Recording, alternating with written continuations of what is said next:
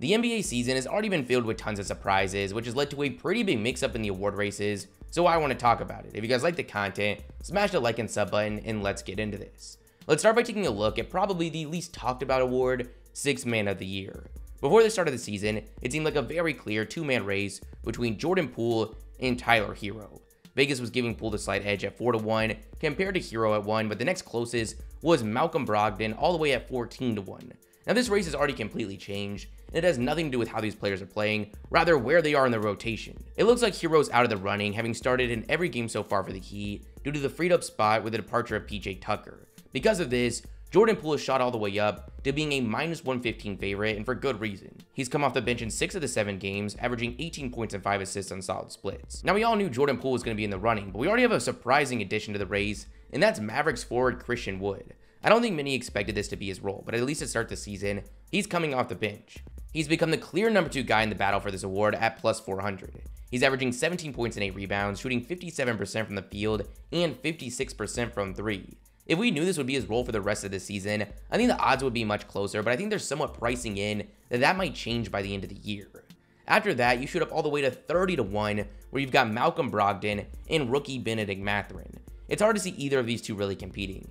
Brogdon's averaging just 13 points so far, and while on paper, it looks like Mathurin should be the favorite, with him averaging 20 points to begin the season, it seems almost inevitable that a Buddy Hield trade is coming, which will shoot him into the starting unit. Then there's the Defensive Player of the Year award, one that's not usually filled with too many surprises, and this year's no different. Coming into the season, we had Gobert as a favorite at 4-1, then Adebayo at 6-1, Robert Williams at 7-1, Giannis at 9, and Draymond at 10.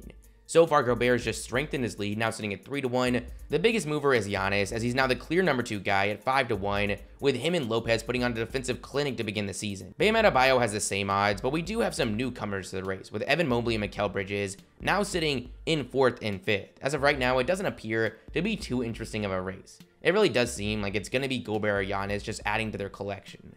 Things start to get interesting with our next award, Most Improved. Coming into the season, there were 2 very clear favorites.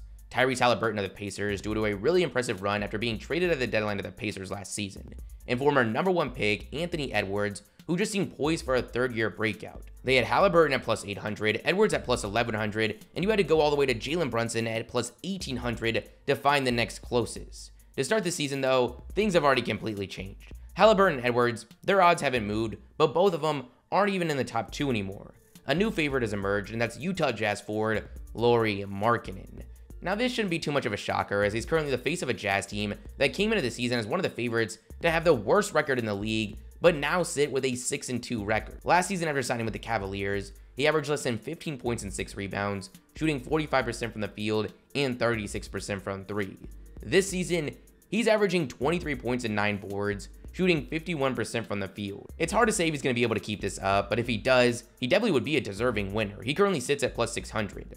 Just behind him is 76ers guard Tyrese Maxey, having a great start of the season, going from under 18 points a game last year to now 23 points, shooting 51% from the field and 45% from 3. I don't think there's any question, we are seeing the breakout of one of the next elite guards in this league. He's at plus 700. Now I'm pretty surprised that Vegas already knocked Haliburton down to 3rd in odds. We expected a big jump, and he has delivered. He averaged 15 points last season, and is now averaging 22 points and 9 assists, shooting 49% from the field and 45% from 3.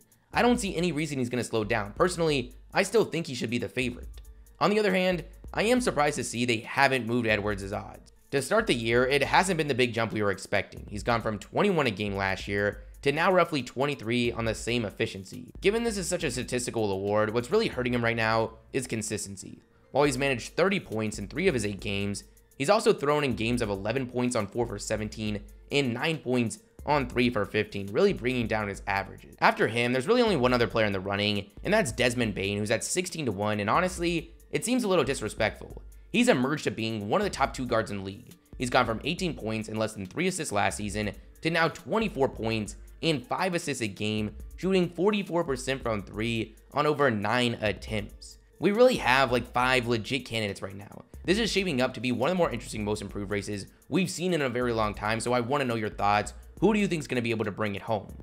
Then we go to Rookie of the Year, which is always fun, and this year is no different with how loaded this rookie class is. After the draft, Vegas was projecting a close battle between the top 2 picks in the draft, Chet Holmgren in Paolo Banchero. But after the injury to Chet, Banchero emerged as the heavy favorite, sitting at plus 180, with the next closest being Keegan Murray, Jabari Smith, and Jaden Ivey, all tied at plus 550. Then it dropped all the way to plus 1100 where you found Bennedict Mathurin. Now to start the season, things have become a lot more clear. Banchero has become by far the favorite as he's sitting at minus 275. That is the biggest favorite of any of the awards. I don't think many are debating this lead. He looks like a #1 pick in the draft. He's averaging 23 points, 8 rebounds, and 4 assists. Numbers that alone would probably give it to him, but as we've seen time and time again from these elite prospects, his numbers are probably just going to get crazier as the season progresses. Now after Paolo, we have somewhat of a surprise, clear #2 guy right now in terms of this award, and that's a 6th overall pick, Bennedict Mathurin. As we talked about earlier, he's making a case right now for 6th man of the year, so you already know his numbers are going to be crazy.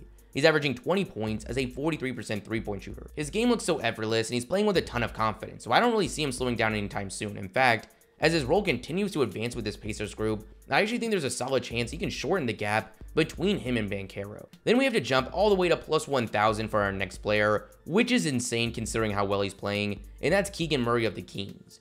Right now he's averaging 17 points, shooting 40% from 3 on nearly 8 attempts a game, numbers that at this point a year ago would have put him as the heavy favorite. The craziness doesn't stop there. You've got Jaden Ivey at plus 2000, another guy that in most years would be competing right at the top. He makes an impact all over the basketball court and is averaging 15 points, 4 rebounds, and 4 assists. The list kind of ends with the 3rd overall pick to the Rockets, Jabari Smith, who's at 25-1. He's definitely the biggest faller for this award. There's no question it's been a rough start. He's averaging 12 points and 6 rebounds, but shooting just 33% from the field and 33% from 3. There's no denying that's terrible and definitely not what you want to see from someone most people had as the #1 pick in the draft. Now with that said, I think the concerns have gone a little too far. He's one of the better perimeter shooting big prospects we've ever seen. The shooting is going to come, I can guarantee you that, but even with that said, he has no chance at catching up for this award. After him, everyone else is over 50-1. This is really one of the best and most exciting rookie classes I've ever seen. I can't wait to follow the race throughout the year, but just imagine how crazy it would be if Chet never got injured. Then lastly, we've got the biggest award of all, most valuable player. Vegas has already been super aggressive adjusting the odds. Coming into the year, there was a clear top 3, Luka, Embiid, and Giannis, all around 5-1, and so far this season, Luka and Giannis have stayed at the top. They're tied for the lead at plus 325, and this isn't surprising at all. Luka's currently averaging 37 points a game, which is ridiculous considering he's shooting just 23% from 3. Giannis is being his usual self, being the arguable best defender in the league while averaging 34 points, 5 assists, and nearly 2 blocks while shooting 59% from the field. He's also led the Bucks without Chris Middleton to a 6-0 start. Embiid's seen a huge hit to his odds. He's now at plus 1600 with his number slightly down, having played 6 of the 76ers 8 games, and the team being just 500 so far. The player that ended up taking his place inside the top 3 is Jason Tatum, who was my pick before the season, just based on the value. The Celtics are most likely going to be one of the top seeds in the East, and so far, Tatum's averaging 31 points, 7 rebounds, and 4 assists on 56-41 splits. Just behind him is JimmerRange, which again is a surprise to absolutely no one. He's dominated to start the year, averaging 33 points, shooting 55% from the field and from 3. Then just behind him is 34-year-old Curry, who somehow still hasn't lost a step, averaging 32 points, 7 rebounds, and 6 assists, shooting 40% from 3 on 12 attempts a game. Insane. Then the odds start to fall off pretty sharply with guys like Kevin Durant, Nikola Jokic, and Damian Lillard. But that's the video, guys. You guys tell me your thoughts in the comments below. If you liked the video, smash the like and sub button, and I'll catch you guys next time. Peace.